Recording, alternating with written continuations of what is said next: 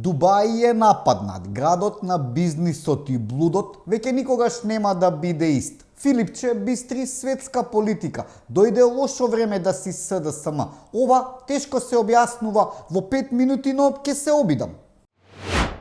Значи, прво што помислив кога слушнав дека Иран со ракети го нападна Дубај е дали се безбедни инвестициите на најпознатите инвеститори од Македонија. Кој знае што ќе биде и со златните визи? За џабе ли ги вадеа? Ајде Зоки онака нема што да прави. Се кара по Фејсбук и поднесува тужби за да му биде интересно. Ама Венко сега ќе треба па ептен да ја стави на стендбај работата во болницата во Дубај, која му викала дојди бе, дојди, ама тој не е, имам партија за додека на другар му, тоест деловниот партнер, не му текне пак да се врати во политиката и да допродаде уште нешто што не остана непродадено првиот пат. Има химна, јазикот ни е ни ваму ни таму, историјата што нели ни е заедничка со бугарите.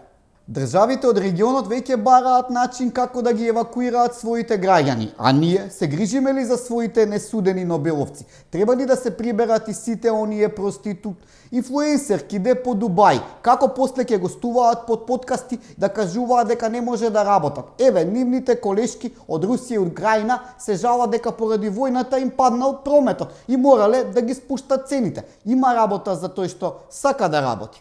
Значи овој заев му отпеа и на Дубај. Кај отиде, трева не расне. Следна за уништување сигурно е Кенија. Ене ги, ќерка му и жена му уживаат на сафари, меѓу тигри и слонови. Убава земја беше братска Кенија. Лошо гарант ќе ги снајде кој им дојде на гости.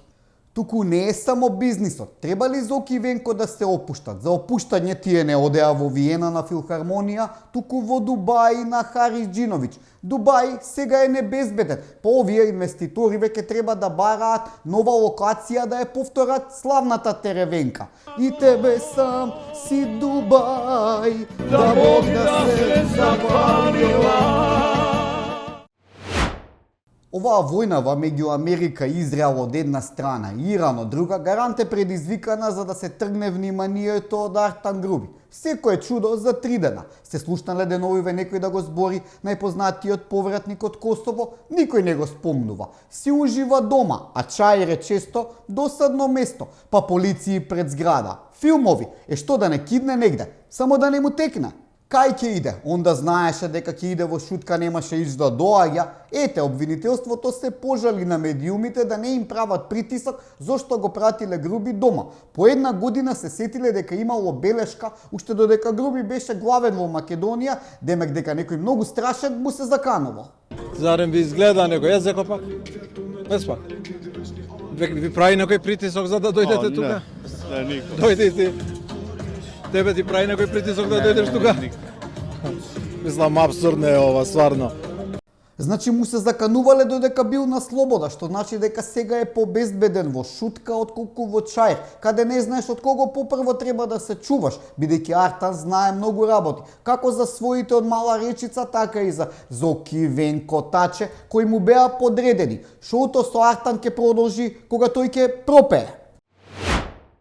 За крај на овие 5 минути, во Скопје имаме еден многу важен гостина. Тоа е генералниот секретар на НАТО Марк Руте. Страв ме фаќа што има сега наумено. Минатиот пат кога дојде како премиер на Холандија го киднапираа оној кастирот Реджепи за да не падне владата на Заев. Марк брате, пази што правиш. Овие двајца во Дубај главата не знаат кај име. Сега се други времиња.